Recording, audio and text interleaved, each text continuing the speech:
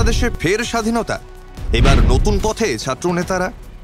রাজনৈতিক দল তৈরির পথে সমন্বয়ক ইউনূস নাকি হাসিনা, চাপ বাড়ল কার? যদি সরকারকে প্রত্যাখ্যান করে, সরকার যদি জনগণের বিপক্ষে দাঁড়ায়, সেই সরকারের হুকুম মানতে আপনারা আর বাধ্য নয়। এই সরকার কোনোভাবে আর এক মিনিটও ক্ষমতায় থাকার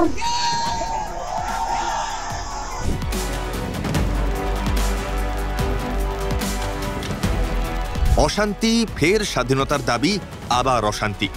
দিনের পর দিন কেটে গেলেও বাংলাদেশ আছে সেই তিমিরেই। ভারতীয় মিডিয়ার উপর ফেক নিউজের দায় চাপিয়েও নিস্তার নেই বঙ্গবন্ধুর সাথের দেশের। এবার আগুন আর কট্টরপন্থীদের অত্যাচারের আবহেই নতুন দল তৈরি করতে চলেছেন বৈষম্য বিরোধী ছাত্র আন্দোলনের নেতারা। বাংলাদেশি সংবাদ মাধ্যম প্রথম আলো বলছে, বৈষম্য বিরোধী ছাত্র আন্দোলন এবং জাতীয় নাগরিক কমিটির উদ্যোগে আত্মপ্রকাশ করতে যাওয়া নতুন রাজনৈতিক দলের নাম চূড়ান্ত হতে পারে চলতি সপ্তাহে। এই মাসের শেষ সপ্তাহেই ওই দলটির আনুষ্ঠানিক আত্মপ্রকাশ ঘটবে। অন্তর্বর্তী সরকারের উপদেষ্টার পদ থেকে পদত্যাগ করে দলটির আহ্বায়ক হিসেবে দায়িত্ব নিতে চলেছেন সমন্বয়ক নাহিদ ইসলাম। শুধু নাহিদ ইসলাম নন, জাতীয় নাগরিক কমিটির আহ্বায়ক নাসির উদ্দিন পটোয়ারি, আক্তার হোসেন, আবার ছাত্রনেতা সার্জিস আলমরাও থাকছেন এই দলে, যেখানে গুরুত্বপূর্ণ দায়িত্বে দেখা যেতে পারে হাসনাতকেও।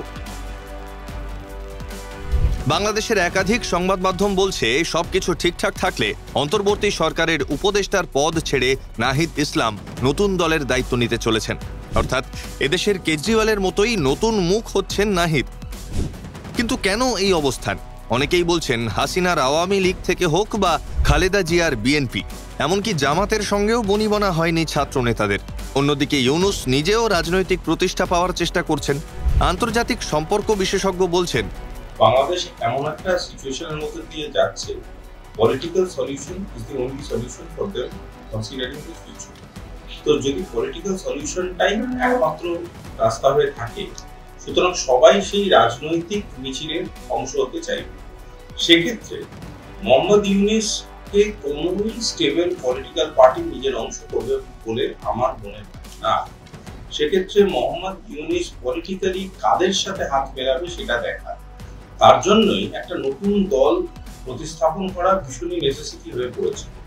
এবং যদি নতুন দল যেটা ছাত্রদের দ্বারা পরিচালিত হচ্ছে, সেই দলের হৃদয় বা সেই দলের মস্তিষ্ক মোহাম্মদ ইউনূস হলে অবাক হওয়ার কিছু নেই।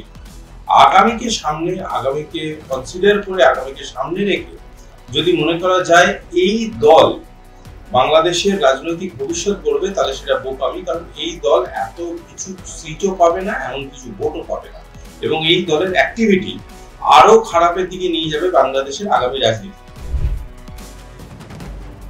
উত্তাল বাংলাদেশে একসময় মাসিহা হয়ে ওঠেন নাহিদ আসিফরা। এবার সেই তাঁদের উদ্যোগেই এমন রাজনৈতিক দল কি ঘুরিয়ে দেবে মোড়? নির্বাচনে কি নতুন চমক দেখবে বিশ্ব? ব্যুরো রিপোর্ট, সংবাদ প্রতিদিন.in।